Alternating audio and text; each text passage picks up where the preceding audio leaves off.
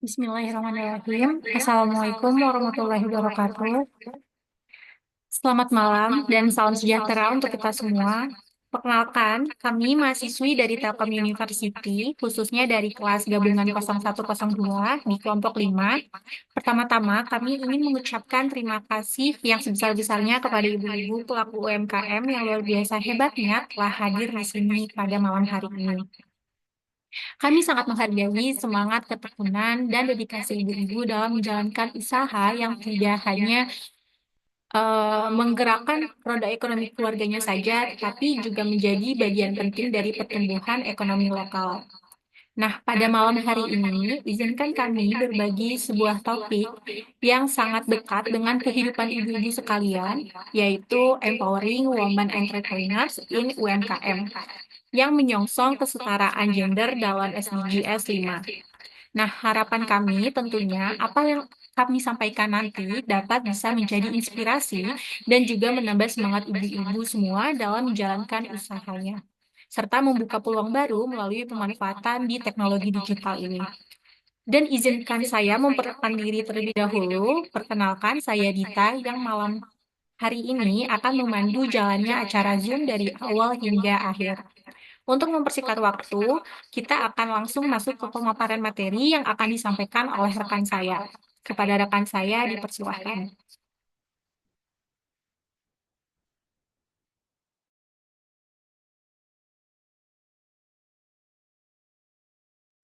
Baik, terima kasih. Saya Geitsa akan menjelaskan pengertian dari usaha mikro, kecil, dan menengah atau disingkat dengan UMKM. UMKM sendiri merupakan salah satu pilar utama perekonomian Indonesia. Hal ini memainkan peran penting dalam menciptakan lapangan kerja, mengurangi angka kemiskinan, dan mendukung pertumbuhan ekonomi yang inklusif. Selain itu, peran wanita sebagai pelaku utama dalam banyak usaha mikro dan kecil ini berkontribusi tidak hanya dalam aspek produksi dan distribusi, tetapi juga dalam pengelolaan dan pengembangan usaha.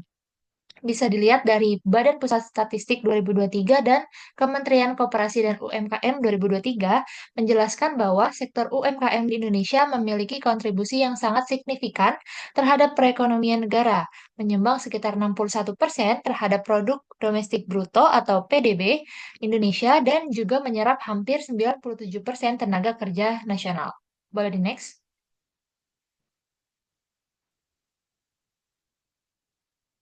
Oke, selanjutnya ada tujuan diadakannya sosialisasi.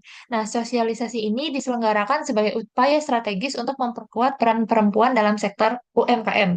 Melalui kegiatan ini diharapkan dapat terciptanya pemahaman bersama. Secara garis besar, terdapat 4 tujuan utama yang ingin dicapai. Yang pertama ada meningkatkan kesadaran tentang peran perempuan dalam UMKM dengan mengedukasi masyarakat, pemerintah, dan pemangku kepentingan lainnya mengenai pentingnya pemberdayaan perempuan dalam sektor UMKM. Yang kedua, mendukung kesetaraan gender dalam pengelolaan usaha dengan menekankan pentingnya kesetaraan gender dalam pengelolaan dan pengambilan keputusan di tingkat UMKM untuk mencapai peningkatan kualitas. Yang ketiga, memberikan akses terhadap sumber daya dan teknologi. Memberikan informasi kepada perempuan pengusaha UMKM tentang akses ke modal, teknologi, dan pelatihan yang dapat meningkatkan kapasitas mereka. Yang terakhir, keempat, mendorong peran serta pemerintah dan sektor swasta dengan mengajak sektor pemerintahan dan swasta berperan aktif dalam mendukung perempuan pengusaha UMKM melalui kebijakan yang berpihak pada pemberdayaan perempuan. Selanjutnya akan dijelaskan oleh rekan saya. Boleh di next?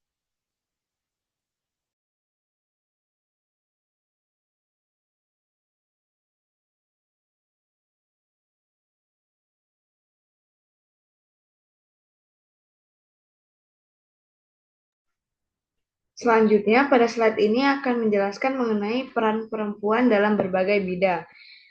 Nah, perempuan ini memiliki peran penting di berbagai bidang, mulai dari pertanian, pendidikan, kesehatan, hingga sektor jasa dan perdagangan. Namun, dalam konteks ini, fokus kita adalah pada perempuan sebagai pelaku UMKM. Mengapa? Karena UMKM merupakan tulang punggung perekonomian Indonesia dan banyak perempuan menjadi motor penggerak atau penggerak di sektor ini. Nah, perempuan ini menjalankan pelaku UMKM perempuan ini menjalankan usaha dari rumah, menciptakan lapangan kerja bagi rekan-rekannya, dan menjadi sumber penghasilan utama dan tambahan bagi keluarga. Nah, kontribusi ini juga dapat terlihat jelas dalam berbagai bidang, yaitu seperti pada sektor kesehatan, perempuan ini berperan sebagai tenaga medis, pengambilan kebijakan, dan penyuluhan kesehatan. Nah, perempuan ini terlibat dalam memberikan layanan kesehatan serta mendidik masyarakat mengenai pentingnya kesehatan tubuh dan mental. Yang kedua ada sektor fashion and design. Nah, perempuan juga terlibat menjadi kekuatan utama dalam menciptakan tren mode dan desain yang inovatif. Mereka tidak hanya menjadi desainer, tetapi juga berperan dalam memperkenalkan karya-karya yang merefleksikan budaya dan kreativitas lokal. Nah, yang ketiga ini ada di sektor industri kuliner atau food and beverage. Nah, perempuan ini memainkan peran sebagai pengusaha, koki, dan inovator dalam menciptakan produk makanan dan minuman yang berkualitas. Nah, perempuan juga banyak yang memulai bisnis kuliner baik dari skala mikro maupun besar. Nah, kontribusi ini dapat menjadi pengembangan industri makanan yang kreatif dan berkelanjutan.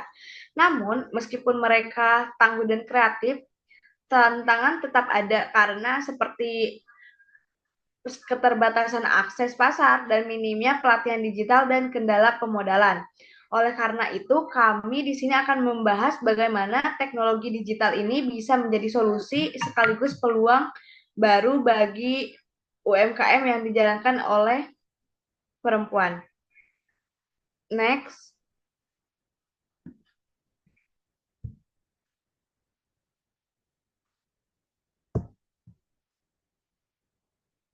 Selanjutnya pada slide kelima ini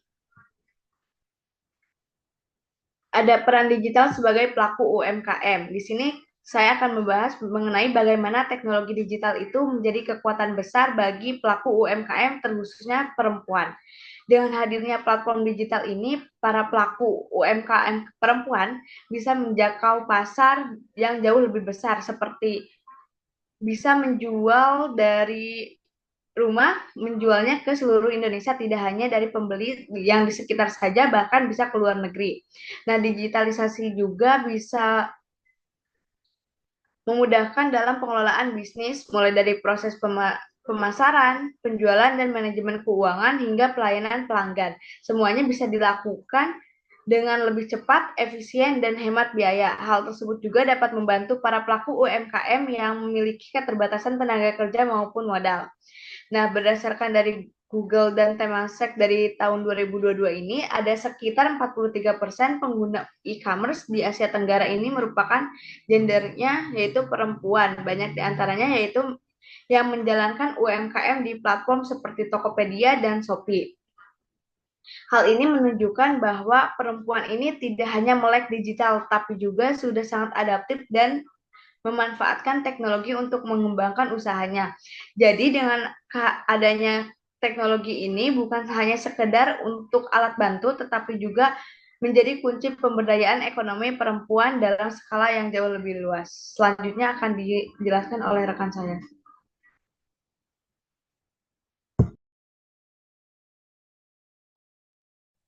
Selanjutnya ada tools berbasis website. Untuk manajemen keuangan untuk UMKM. Manajemen keuangan yang efektif sangat penting bagi keberhasilan dan keberlangsungan UMKM. Dengan adanya alat atau tools yang dapat membantu dalam mencatat transaksi, mengelola anggaran, serta membuat laporan keuangan, UMKM dapat menjalankan bisnisnya lebih efisien dan terstruktur. Ada beberapa tools manajemen keuangan berbasis website dan open source yang dapat digunakan oleh pelaku UMKM untuk mengelola keuangan, diantaranya ada Wave Accounting, ZipBooks, dan Udo. Next.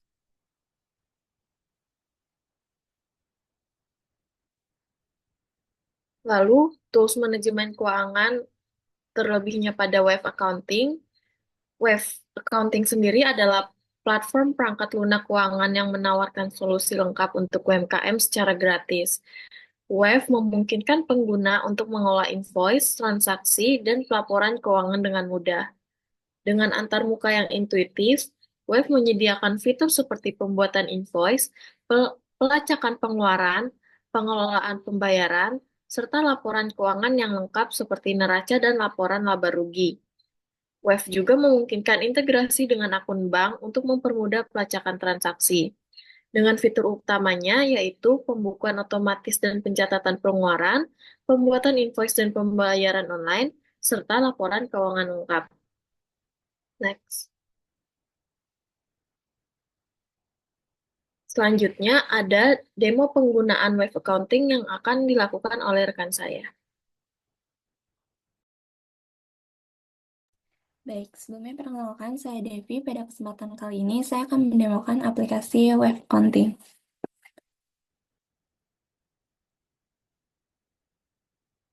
Oke, di mana Wave Accounting ini sebagai solusi keuangan gratis yang sangat membantu para UMKM dalam mengelola pembukuan dan keuangan bisnis secara lebih mudah dan juga efisien. Di mana sebelum kita masuk ke website ini, kita itu perlu registrasi akun dulu dan mengisi data seperti email, password, dan juga memasukkan informasi bisnis seperti nama bisnis, jenis usaha, dan juga lokasinya. Nah, setelah registrasi, pengguna itu bisa langsung mengakses halaman seperti ini dan juga kita itu perlu integrasi dengan Zoho Books.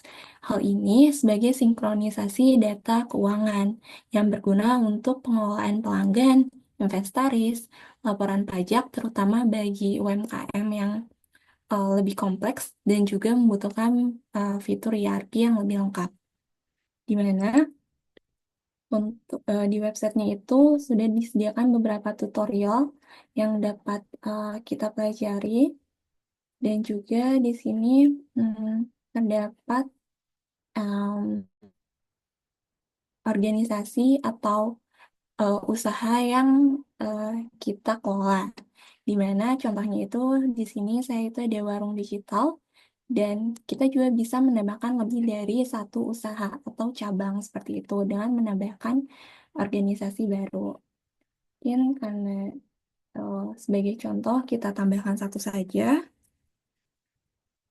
Oke, dan di sini juga ada dashboard. Nah, di menu dashboard ini kita dapat melihat ringkasan kondisi keuangan bisnis secara real time. Di mana di sini terdapat saldo akun, terus juga ada pendapatan, pengeluaran, dan juga laporan terbarunya seperti itu.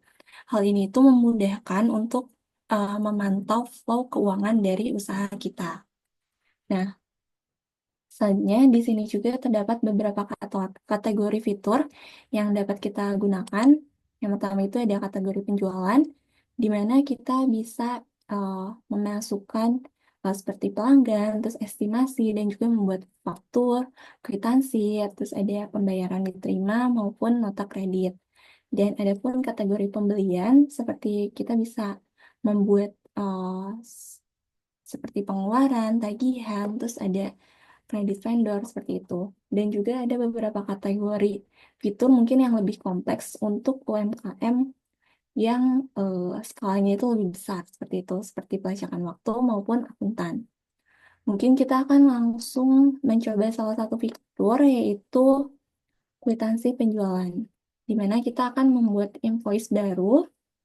Misal nama pelanggannya itu um, memasukkan Abi, dan untuk tanggal kwitansinya itu kita bisa setting misalnya untuk hari ini dengan kwitansi penjualan itu ini kita bisa ubah di sini mau kodenya itu berapa dan nomornya itu diawali dengan apa seperti itu. Nanti dia akan tergenerate ketika kita akan membuat kwitansi baru seperti itu. Nah, di sini kita akan start penjualannya itu misal Budi. Nah, untuk detail itemnya itu misalnya kita masukin contohnya itu paket eh, nasi plus minum dengan kuantitinya itu kita masukin misal 80 dan tarif per kuantitinya itu misalnya 40.000. Nah, di sini kita bisa ngatur diskonnya itu mau berupa persen atau eh, potongan seperti itu. Misal kita aturnya itu potongan diskon, misalnya 50.000 potongannya, dan untuk pajaknya tidak ada, kita langsung skip aja. Nah, di sini udah auto generate untuk jumlahnya seperti itu. Nah, di sini juga kita bisa nambahin biaya pengiriman. Misalnya itu biayanya 35.000. Nah, nanti di sini udah auto generate, yaitu totalnya itu ada 3.185.000 kayak gitu. Nah, untuk metode pembayarannya sendiri kita bisa pilih mau kartu kredit, kas, cek, atau misalnya transfer bank. Di sini misalnya transfer bank, terus untuk setornya itu ke kas kecil. Nah, di sini itu kita bisa nambahin catatan atau syarat ketentuannya seperti itu, dan itu opsional. Nah, di sini kita bisa ada dua opsi, bisa simpan atau simpan dan kirimkan. Dimana jika simpan dan kirimkan, dia itu akan langsung kirim ke alamat email si pembelinya. Nah, contohnya kita akan coba simpan dulu. Nah, nanti di sini akan muncul. Nah, misalnya kita akan eh, save PDF nih, si invoice-nya. Nah, oke, kita save aja. Slot and invoice. Nah, nanti kalau sudah, nah, hasilnya akan seperti ini, seperti itu. Mungkin sekian dari demo aplikasi web accounting dan akan dilanjutkan oleh rekan saya. Terima kasih.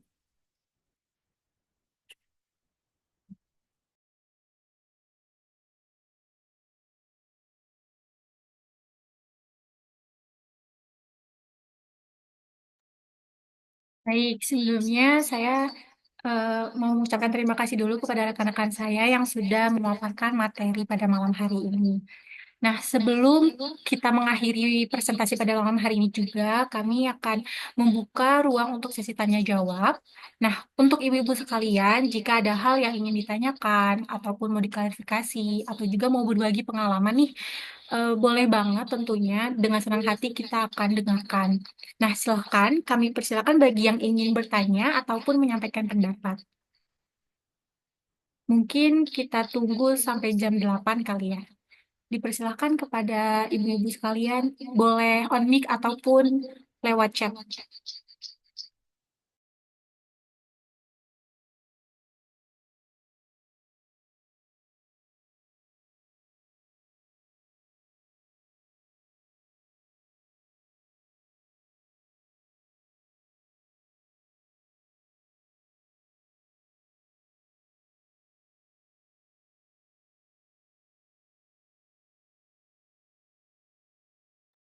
Oke, mungkin di sini di komen udah ada yang bertanya ya dari Fatina Anajla. Di sini saya izin untuk membacakan pertanyaannya. Mohon maaf sebelumnya tidak bisa on mic dan on cam dikarenakan satu dan lain hal. Saya izin bertanya, apa tantangan terbesar yang dihadapi perempuan dalam pengembangan UMKM dan bagaimana dukungan digital bisa menjadi solusi nyata? Oke, mungkin dari pertanyaan ini bisa kita tampung terlebih dahulu sampai jam 8 nantinya dan akan dijawabkan oleh rekan-rekan saya. Kita tunggu sampai jam 8 aja ya. Kita tampung dulu pertanyaannya.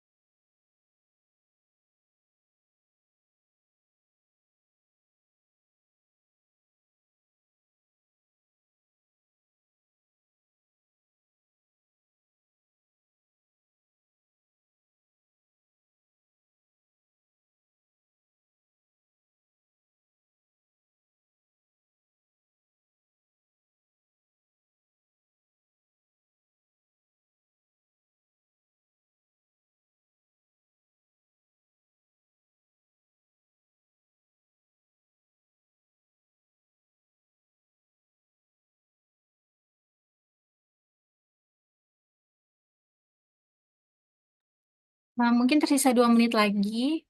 Jika ada yang ingin ditanyakan, boleh banget di komen aja nggak apa-apa. Kita tunggu sampai jam 8 ya, teman-teman.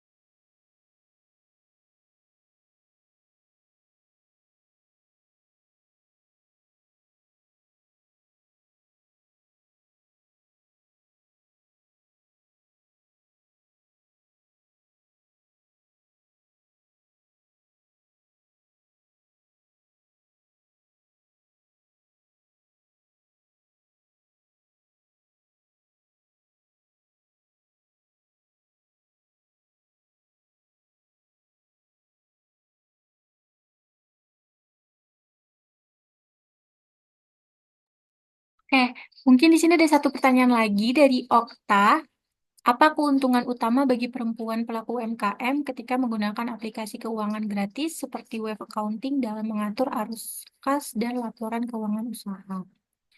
Baik, mungkin kita mulai dari pertanyaan pertama terlebih dahulu ya, untuk menjawab pertanyaan dari Kak Fatina Anajla.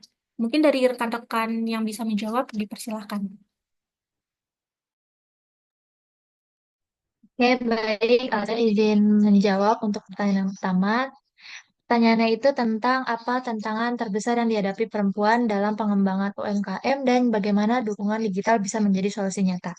Jadi menurut saya karena banyaknya perempuan pelaku UMKM ini masih menghadapi tantangan seperti sulitnya akses ke modal, minimnya pelatihan, dan juga kurangnya jaringan bisnis.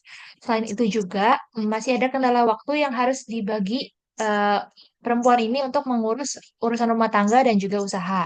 Nah, dukungan digital ini bisa menjadi solusi dengan melalui pelatihan online seperti platform e-commerce dan juga aplikasi keuangan. Perempuan ini bisa belajar berjualan dan juga mengelola usaha dengan lebih fleksibel dan efisien tanpa harus meninggalkan rumah.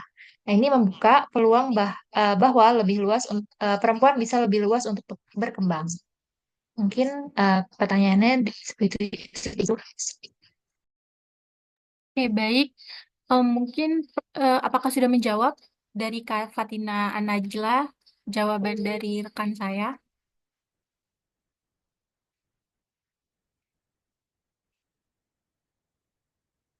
Oke, mungkin langsung lanjut aja ya ke pertanyaan selanjutnya. Untuk pertanyaan dari Kak Okta, eh, kepada rekan saya, dipersilahkan. Ya, baik. Mungkin saya akan bantu jawab dari pertanyaan Kak Okta mengenai apa keuntungan utama bagi perempuan pelaku UMKM ketika menggunakan aplikasi keuangan gratis seperti web accounting dalam mengatur arus kas dan laporan keuangan usaha. Di mana keuntungan utama bagi perempuan pelaku UMKM menggunakan aplikasi keuangan gratis seperti web accounting ini eh, memudahkan pencatatan terkait dengan pemasukan, pengeluaran, secara teratur tanpa adanya biaya tambahan. Nah, eh, dengan web accounting juga kita bisa memantau arus kas secara lebih real time dengan membuat invoice seperti di demo yang telah saya lakukan tadi sebelumnya, dan juga mendapatkan laporan keuangan dalam membantu mengelola bisnis dengan lebih baik. Nah, dengan aplikasi ini, pelaku UMKM itu bisa menghemat waktu dan juga fokus mengembangkan usaha dengan lebih percaya diri. Mungkin sekian dari jawaban saya. Oke, baik. Kira-kira apakah sudah menjawab Kak Okta dari jawaban rekan?